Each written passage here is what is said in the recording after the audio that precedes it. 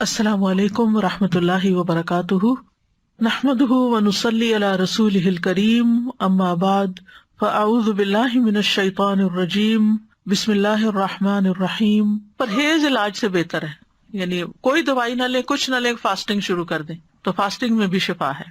اور پھر دعائیں، آیات، سب سے بڑھ کر سورۃ الفاتحہ جس کا نام یہ شفا ہے، سورۃ الفاتحہ سے علاج کریں۔ خارجہ بن سل تمیمی اپنے چچا سے نقل کرتے ہیں، ایک مرتبہ وہ رسول اللہ صلی اللہ علیہ وسلم کی خدمت میں حاضر ہوئے۔ جب واپس جانے لگے تو ایک قوم کے پاس سے گزرے جن کے ہاں ایک مجنون آدمی تھا، یعنی اس کا ذہنی توازن ٹھیک نہیں تھا۔ اسے انہوں نے لوہے کی زنجیروں سے باندھ رکھا تھا۔ اس کے اہل خانہ کہنے لگے، ہمیں معلوم ہوا کہ تمہارا یہ ساتھی یعنی نبی صلی اللہ علیہ وسلم کو خیر لے کے آیا ہے، وہ خود نہیں ہوں گے مسلمان، نہیں پتا ہوگا، تو کیا اس کے پاس کوئی ایسی چیز ہے کہ جس سے علاج کیا جائے اس کا؟ وہ کہتے ہیں کہ میں نے سورۃ فاتحہ پڑھ کر دم کیا تو وہ ٹھیک ہو گیا۔ یقین اصل چیز ہے نا، کہ یقین کتنا ہے۔ ایک لیکچر یقین پر بھی ہونا چاہیے، کیونکہ نا دین کے معاملے میں، دعاؤں کے معاملے میں ہمارا یقین نہیں ہوتا۔ الثقۃ باللہ۔ پھر جو منزل ہم پڑھتے ہیں اس میں سورۃ فاتحہ کے علاوہ آیت الکرسی ہے، البقرہ کی آخری 2 آیات ہیں، کیونکہ نبی صلی اللہ علیہ وسلم نے فرمایا جس نے سورۃ البقرہ کی آخری 2 آیات ایک رات کو پڑھی وہ اسے ہر آفت سے بچانے کے لیے کافی ہوں گی۔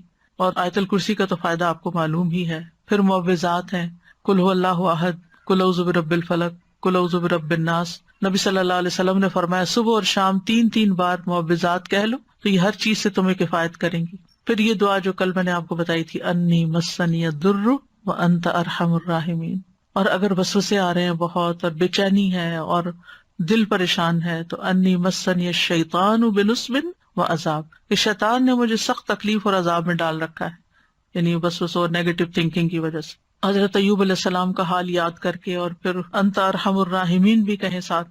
اور پھر ایوب علیہ السلام کا انداز جو ہے نا دعا کا، وہ بڑا خوبصورت ہے، وانت ارحم الراحمین، اور اپنے حال کا ذکر کیا کہ اللہ میں تکلیف میں ہوں، آپ جانتے ہیں۔ تو ہم اس طرح بھی دعائیں کر سکتے ہیں، یا اللہ آپ نے ایوب علیہ السلام کو صحت دی تھی، یا اللہ آپ نے زکریا علیہ السلام کو بیٹا دیا تھا، یا اللہ آپ نے یوسف علیہ السلام کو لوٹا دیا تھا، یا اللہ آپ نے موسیٰ علیہ السلام کی حفاظت کی تھی، یا اللہ آپ میری یہ تکلیف دور کر دیں۔ اس سورۃ الانبیاء میں وہ اتنی خوبصورت دعائیں پڑھتے ہیں تو دل پگھلتا ہے، سارے انبیاء کی جو دعائیں قبول ہوتی گئیں ان کا واسطہ دے کر کے اللہ آپ نے ان سب کی دعائیں قبول کی، آپ میری بھی دعا قبول کریں اور میری یہ تکلیف دور کر دیں۔ اور پھر یہ ہے کہ جیسے نیک لوگ اللہ سے اچھا گمان رکھتے تھے، ابراہیم علیہ السلام نے کہا وَإِذَا مَرِضْتُ فَهُوَ يَشْفِينِ، وہ مجھے شفا دیتا ہے جب میں بیمار ہوتا ہوں۔ یہ یقین ہو اور پھر اس طرح شفا مانگے اللہ سے کہ اللہ تعالیٰ آپ کے ہاتھ میں شفا، بیدک الشفا۔ پھر وہ جو مسنون دعائیں گرین کارڈ کی ہیں، امسح البأس رب الناس بیدک الشفا، لا یکشف الکرب الا انت، اے لوگوں کے رب تکلیف دور کر دے، تیرے ہی ہاتھ میں شفا ہے، تیرے سوا اس کو کوئی دور کرنے والا نہیں۔ نبی صلی اللہ علیہ وسلم بیمار پر ان الفاظ کے ساتھ دم کیا کرتے تھے۔ اور پھر ایک اور روایت میں آتا ہے، انس رضی اللہ عنہ کہتے ہیں کہ میں تم پر وہ دعا پڑھ کر کیوں نہ دم کروں جسے رسول اللہ صلی اللہ علیہ وسلم پڑھتے تھے۔ تو حضرت ثابت کی طبیعت خراب تھی تو انہوں نے کہا ضرور کیجیے، تو حضرت انس نے ان الفاظ کے ساتھ دم کیا، اللہم رب الناس مذہب البأس اشفی انت الشافی لا شافی الا انت شفاء لا یغادر سقما۔ پھر اسی طرح یہ ہے کہ اگر کوئی جل جائے تو اس کا علاج نبی صلی اللہ علیہ وسلم نے کس طرح کیا۔ ایک خاتون کہتی ہیں کہ میں حبشہ سے واپس آ رہی تھی، مدینہ سے کچھ فاصلے پر تھی، تو کھانا پکانا شروع کیا، لکڑیاں ختم ہوئی تو لکڑیوں کی تلاش میں نکلی تو بچے نے ہانڈی اپنے اوپر گرا لی اور وہ بازو پہ گر گئی اور وہ جل گیا۔ تو وہ پھر لے کے نبی صلی اللہ علیہ وسلم کی خدمت میں حاضر ہوئی، کہا اللہ کے رسول صلی اللہ علیہ وسلم میرے ماں باپ آپ پہ قربان، یہ محمد بن حاتم ہیں اور ان کے ساتھ یہ ہوا ہے۔ تو آپ نے اپنا لعاب دہن ڈالا اور سر پہ ہاتھ پھیرا اور برکت کی دعا کی، اور اس جلی ہوئی جگہ پر لعاب دہن ڈالتے جاتے تھے اور ساتھ یہ دعا پڑھتے تھے، اذہب البأس رب الناس واشف انت الشافی لا شفاء الا شفاؤک اشف شفاء لا یغادر سقما۔ اور پچھلے دنوں ایک پوسٹ آپ نے بھی شاید دیکھی ہو جس میں وہ کوئی حکیم یا طبیب ایسی ریکمینڈ کرتا ہے کہ اگر کوئی شخص صبح کے وقت اپنا پہلا لعاب اپنی آنکھوں کے اندر لگاتا ہے تو اس کی آنکھوں کی بینائی تیز ہو جاتی ہے اور بیماریاں دور ہوتے ہیں۔ بہرحال لعاب کے اندر بھی اللہ نے شفا رکھی ہے. اور پھر اسی طرح خود کو تکلیف ہو، اور یہ تو میں نے بہت دفعہ آزمایا ہے کہ درد کی جگہ پر ہاتھ رکھ کے انسان 3 دفعہ بسم اللہ پڑھے اور 7 دفعہ اعوذ بعزت اللہ وقدرتہ من شر ما اجد واحاذر. بہت ہی خوبصورت دعا ہے اور بہت جلد تکلیف دور ہوتی ہے. خاص طور پہ اگر گھٹنوں وغیرہ میں تکلیف ہے تو آپ ان کو کلونجی کے آئل سے رب بھی کرتے جائیں اور یہ دعا پڑھتے جائیں تو انشاءاللہ ٹھیک ہو جائیں گے. پھر اسی طرح اگر کہیں پھوڑا پھنسی ہے چھوٹا موٹا تو اس پر نبی صلی اللہ علیہ وسلم یہ دعا پڑھتے تھے، بسم اللہ تربت اردنا بریقت بادنا لیشفی بہ سقیمنا باذن ربنا. اللہ کے نام کے ساتھ ہماری زمین کی مٹی، یعنی جس زمین پہ انسان رہتا ہے وہیں کی مٹی لے سکتا ہے اگر مدینہ کی مٹی نہ ہو، ہمارے رب کے حکم سے ہم میں سے بعض کے لعاب کے ساتھ ہمارے بیمار کو شفا دی جائے. یعنی وہاں پر کوئی بڑی بڑی فارمیسیز نہیں تھی، کوئی اور علاج کے لیے ہاسپٹل نہیں تھے، تو یہی چیزیں جو تھیں نبی صلی اللہ علیہ وسلم نے عملاً کر کے دکھائیں اور لوگوں کو فائدہ بھی پہنچا. تو نبی صلی اللہ علیہ وسلم کسی کے جسم پر کوئی پھوڑا، کوئی زخم، کوئی تکلیف ہوتی تو لعاب کے ساتھ مٹی لگا کے اس جگہ پر لگا دیتے تھے. اور راکھ کا لگانا جو ہے، آپ صلی اللہ علیہ وسلم کو جب جنگ احد میں آپ کو تکلیف پہنچی تھی تو حضرت فاطمہ نے چٹائی جلا کے اس کی راکھ جو تھی وہ وہاں لگا کے تو پٹی کی تھی، تو اس میں بھی اللہ تعالیٰ نے شفا رکھی ہے. اور پھر اسی طرح تکلیف اور پریشانی کے وقت کی جو عام دعائیں ہیں وہ بھی پڑھنی چاہیے. یا حی یا قیوم برحمتک استغیث اللہ اللہ ربی لا اشرک بہ شیئا. پھر اسی طرح لا الہ الا انت سبحانک انی کنت من الظالمین. پھر نبی صلی اللہ علیہ وسلم جب کرب اور تکلیف اور پریشانی اور بے چینی ہوتی تھی اس وقت پڑھتے تھے لا الہ الا اللہ العظیم الحلیم، لا الہ الا اللہ رب العرش العظیم، لا الہ الا اللہ رب السماوات ورب الارض ورب العرش الکریم. یعنی عرش سب سے بڑی چیز ہے نا مخلوقات میں سے، تو اس کے رب کا واسطہ دے کر پھر دعا کرتے تھے. پھر اسی طرح عافیت کی دعائیں بھی مانگنی چاہیے کہ اللہ تعالیٰ بیماریوں سے محفوظ رکھ، خاص طور پر جب کوئی وبا وغیرہ پھیلی ہو یا آپ کسی بیمار کو دیکھیں یا ہاسپٹل میں جائیں یا کسی کی تیمارداری کرنے جائیں. ویسے بھی صبح شام 3 دفعہ اللہم عافنی فی بدنی، اللہم عافنی فی سمعی، اللہم عافنی فی بصری، لا الہ الا انت. پھر اللہم انی اعوذ بک من زوال نعمتک وتحول عافیتک وفجاءۃ نقمتک وجمیع سخطک. اے اللہ بے شک میں تیری پناہ لیتا ہوں اس بات سے کہ تیری دی ہوئی کوئی نعمت مجھ سے چھن جائے اور تیری دی ہوئی عافیت پلٹ جائے اور کوئی ناگہانی عذاب آ جائے، اور میں تیری تمام ناراضگیوں سے تیری پناہ لیتا ہوں. اور پھر اللہم انی اعوذ بک من جہد البلاء ودرک الشقاء وسوء القضاء وشماتۃ الاعداء. اے اللہ بے شک میں تیری پناہ مانگتا ہوں سخت مصیبت، بدبختی لاحق ہونے، بری تقدیر اور دشمنوں کے خوش ہونے سے. پھر اسی طرح اللہم انی اعوذ بک من السمم والبکم والجنون والجذام والبرص وسیء الاسقام. اے اللہ بے شک میں بہرے پن، گنگے پن، پاگل پن، کوڑ، برس اور تمام بری بیماریوں سے تیری پناہ مانگتا ہوں. اور پھر اللہم انی اعوذ بک من الہم والحزن والعجز والکسل والجبن والبخل وغلبۃ الدین وقہر الرجال.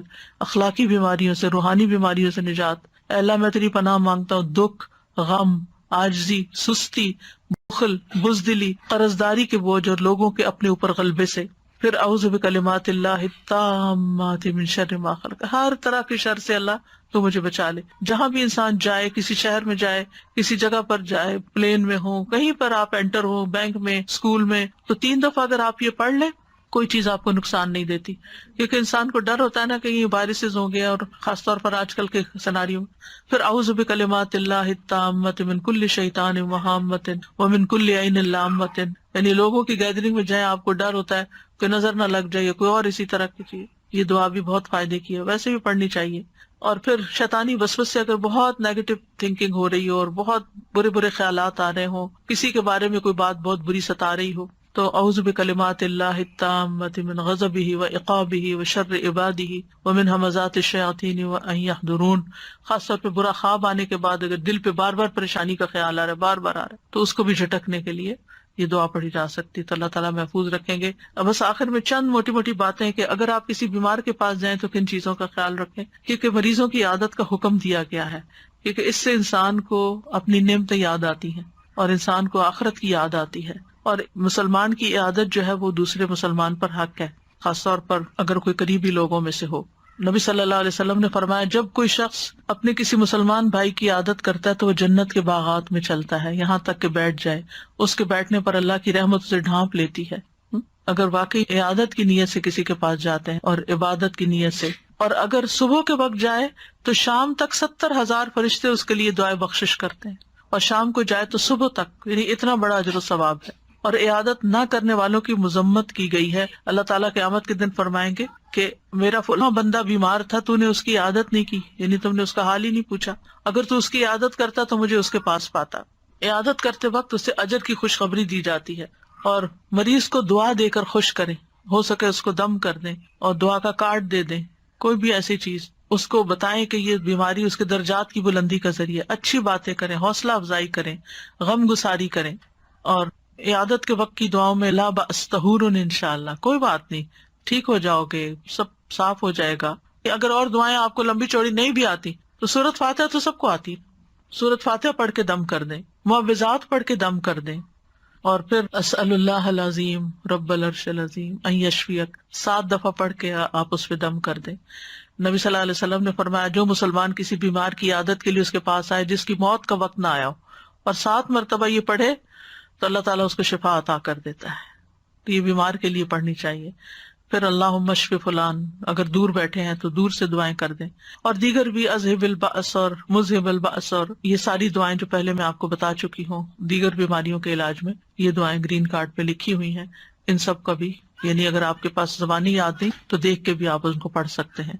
اور ساتھ اپنے لیے بھی ایک دعا مانگیں کہ اللہ مجھے اس سے عافیت میں رکھنا، یعنی الحمدللہ الذی عافانی مما ابتلاک بہ وفضلنی علی کثیر ممن خلق تفضیلا۔ تو حدیث میں آتا ہے کہ جو یہ پڑھے گا اس مصیبت سے محفوظ رہے گا جس میں دوسرا مبتلا ہے۔ تو اللہ تعالیٰ ہمیں بیماریوں میں اور ساری تکلیفوں میں درست رویہ اختیار کرنے کی توفیق دے، اور سنت کے مطابق علاج بھی اور بہیو کرنے کی توفیق دے جس سے اللہ تعالیٰ راضی ہو جائے۔ یہ ایک بھاری امتحان ہے، اس امتحان کو پاس کرنا ضروری ہے، اور پاس کرنے پر بہت بڑے درجات ہیں، اور اگر انسان اس پر ناکام ہو جاتا ہے تو دنیا میں بھی تکلیف اور آخرت کی بھی تکلیف۔ وآخر دعوانا ان الحمد للہ رب العالمین۔ سبحانک اللہم وبحمدک، اشہد ان لا الہ الا انت، استغفرک واتوب الیک۔ السلام علیکم ورحمۃ اللہ وبرکاتہ۔